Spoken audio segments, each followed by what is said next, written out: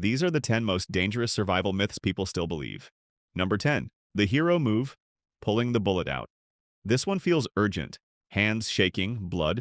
Someone says, get it out. That instinct is wrong.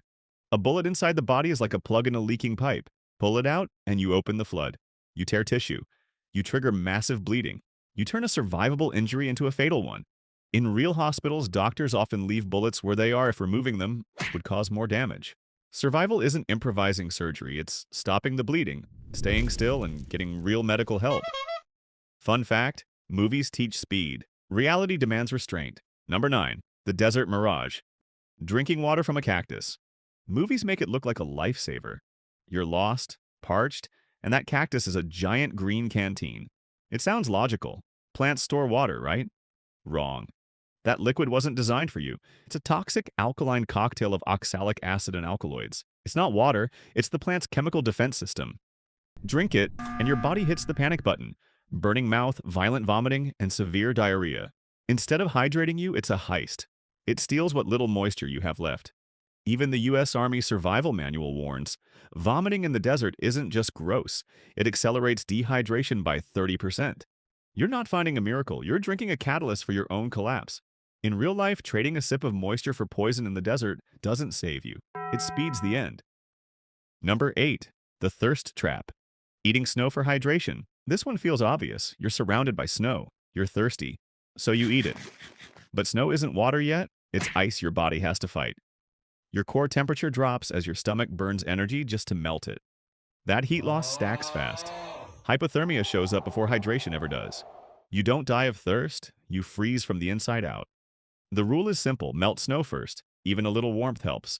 Because in cold environments, the deadliest mistake isn't being dry, it's letting the cold sneak inside and finish the job. Number 7. The snake pit. Sucking venom out of a wound. Hollywood taught us this one. Snake bites you, you drop to the ground, someone leans in and starts sucking like they're saving the day. But in real life, that venom doesn't sit there waiting. It spreads through your bloodstream almost immediately, like dye dropped into water. By the time your mouth hits the skin, the venom is already gone. What you are doing is tearing the wound, increasing infection risk, and possibly putting venom into your own mouth through tiny cuts you didn't know were there. It looks heroic. It feels decisive, but it's useless at best and dangerous at worst. The real move isn't drama, it's discipline. Stay calm, keep the bite below heart level, limit movement, and get medical help fast. Because survival isn't about acting brave, it's about not making things worse. Number 6. The bear rule. Play dead every time. This myth turns people into rugs. Movies teach one rule. See a bear, drop, pretend you're furniture. But bears aren't one-size-fits-all threats. Playing dead only works in very specific situations, like a grizzly mom defending cubs. To a black bear or a bear actively hunting, lying still doesn't say, leave me alone. It says, delivery complete. It's like curling up in front of a burglar and hoping they get bored. Survival isn't about memorizing one dramatic move, it's about reading the moment. Sometimes the right answer isn't collapse. It's standing your ground, making noise, and reminding the bear you're not prey. Number 5. The zigzag lie running from a crocodile. Movies tell you to zigzag. Reality says that's how you trip. Crocodiles don't turn like cars, they explode forward in a straight line. Short burst, massive power. Zigzagging just slows you down and keeps you close. Run straight.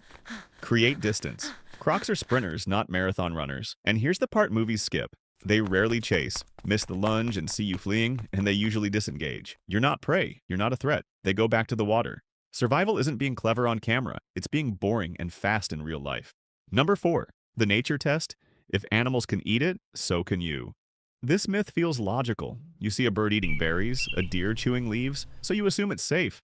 But your body is not a deer, or a bird, or a goat with a titanium stomach. Different species process toxins differently. Foods that are harmless to animals can shut down a human liver, wreck your nervous system, or poison you slowly. Birds eat berries loaded with compounds humans can't break down. Goats chew plants that would put you in the hospital. Nature didn't design a universal menu. It designed specialists. Survival isn't copying wildlife. It's knowing that evolution gave you a very different instruction manual. In the wild, following an animal's diet isn't clever. It's a gamble you usually lose. Number 3. The salt trap. Drinking your own urine. This one sounds desperate, and survival movies love it. You're out of water, so you drink what your body just made. Feels like recycling? In reality, it's like pouring salt water back into a drying sponge. Urine is full of salts and waste your body worked hard to get rid of.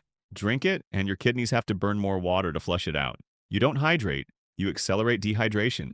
The thirst gets louder, the body gets weaker. In survival, the rule is simple: never put waste back into the system you're trying to save. Number 2, the moss compass myth. Moss only grows on the north side.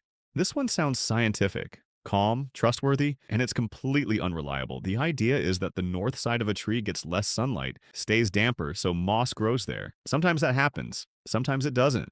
Moss doesn't care about direction, it cares about moisture, shade, rain, wind. In wet places, moss grows everywhere: north, south, east, west, upside down if it feels like it. Try using this trick in places like the Pacific Northwest, and you're basically spinning a bottle and calling it navigation. Moss is not a compass, it's a humidity detector, and treating it like a map is how people confidently walk the wrong way. Number 1, the dumpster fallacy: jumping into a trash bin to survive a high fall. Movies sell this like a soft landing. Bags of trash, cardboard, problem solved. In real life, trash doesn't behave like a mattress. It behaves like uneven concrete with surprises. Metal edges, broken glass, solid objects that don't compress. A fall from height is about speed and force, and a dumpster doesn't magically absorb either. You still hit hard, you still decelerate instantly, and you add sharp debris to the mix. This myth survives because it looks forgiving on screen. In reality, it just trades one bad outcome for several worse ones. Survival isn't trusting props, it's respecting physics. In conclusion, which survival myth did you believe until right now? If this video changed how you think about staying alive, drop a comment and share it with someone who still trusts movies over reality. Please hit like, subscribe, and stay sharp, because knowing the truth is part of surviving.